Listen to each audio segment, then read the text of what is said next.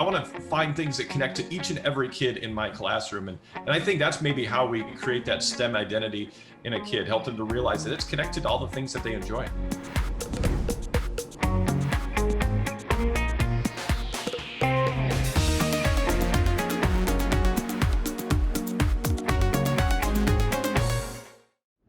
Hi everyone, welcome. This is Jim with EVERFI. I'm really excited to bring you the most recent episode of LearnOn. We are talking with Chris Woods today. You might know him from his social media presence. He is just a really great advocate for STEM educators and students all over the country, maybe across the world even, now that I'm saying that.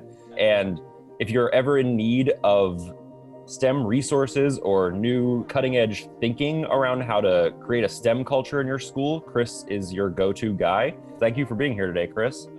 Yeah, Jim, thanks very much for having me. It's great to be here and part of EVERFI that's doing such great stuff to help educators. I love finding free stuff, great resources that educators can share. I'm a teacher myself. I teach math. I've been teaching math for 20 years, but yeah, I also share stuff at Daily STEM on all the social medias and dailystem.com because I just love helping teachers. I love making things easier and more relevant so more educators can do great stuff with their kids in their classrooms.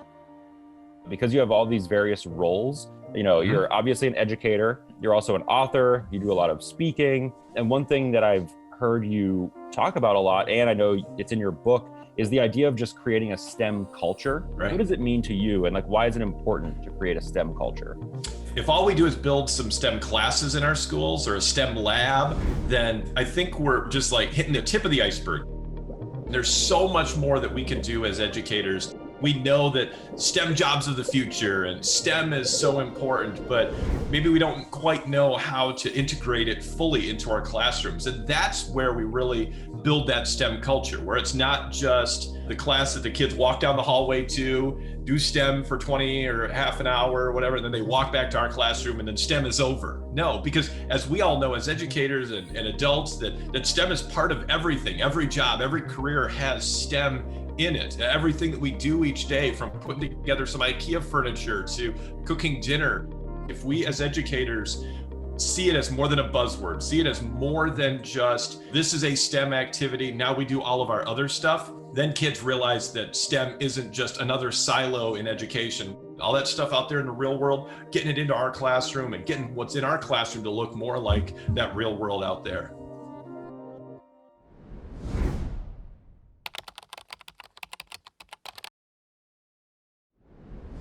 Let's say you're an educator, like you mentioned being at a new school, maybe you're a new teacher, because you've been doing this for a while now, and you have a lot of experience and enthusiasm for, and I assume you have even a big network of people who are passionate about the same things. Do you have any recommendations for a first step for them to take? Number one, I always encourage educators to hop on a social media that they find works well for them, whether that's Twitter, whether that's Facebook. Find a group on Facebook. There's lots of STEM educator groups, and they're always sharing ideas, or you can post your question and people will respond with all sorts of ideas and resources because teachers, we're all in this together. Same thing with Twitter and follow a hashtag, STEM. And if you're studying erosion, type in STEM and erosion or erosion and project, and you'll start to find different ideas that people have posted. Then you'll start to find people and you'll start to make those connections, and always thank people after you've used their ideas. That people love hearing that their ideas have helped other kids get excited about STEM and learning as well. Bring it home too, right into your classroom, into your school, into your building. Try things with kids, just try anything. And then don't be afraid when it fails, but then also reach out to the other teachers in your school and maybe even go into a classroom where somebody is really STEMmy, really nerdy, and watch what they do and see how they interact with the kids and see how they play off the kids' interests or projects or ideas, or those random questions that kids love to ask. Even if it doesn't work right at that moment, write it down somewhere in the classroom and say, we're going to get back to this, kids, because you thought it was important. That means it's important.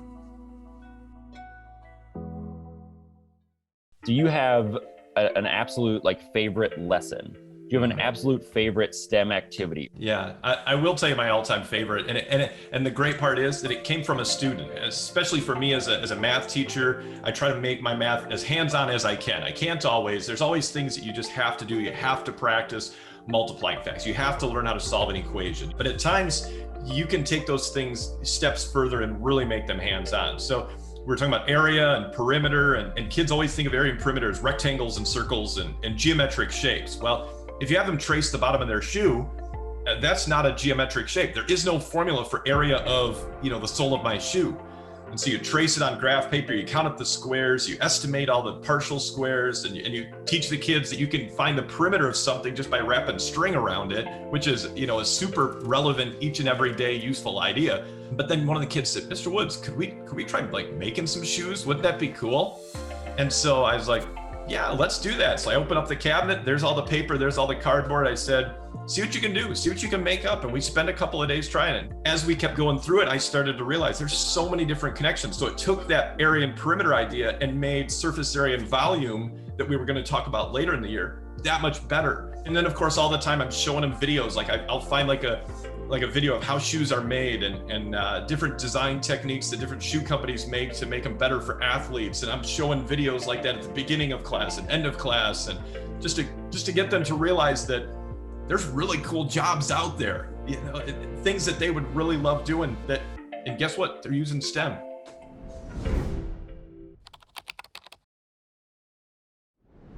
This is a great note to end on, Chris. I think, even though I feel like we could talk for hours probably, but thank you so much for being here with EVERFI for LearnOn. We really appreciate it. And I don't think this will be the last time that we talk. Is there anything that you wanted to add before we wrap up today?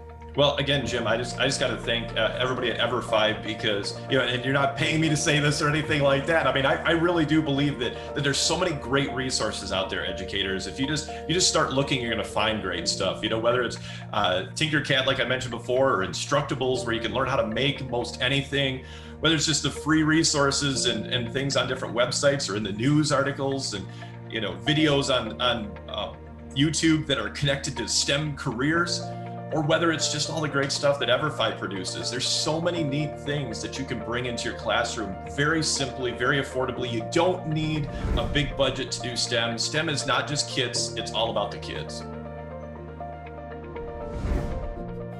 Start building your school STEM culture with cost-free digital resources at everfi.com/new teacher.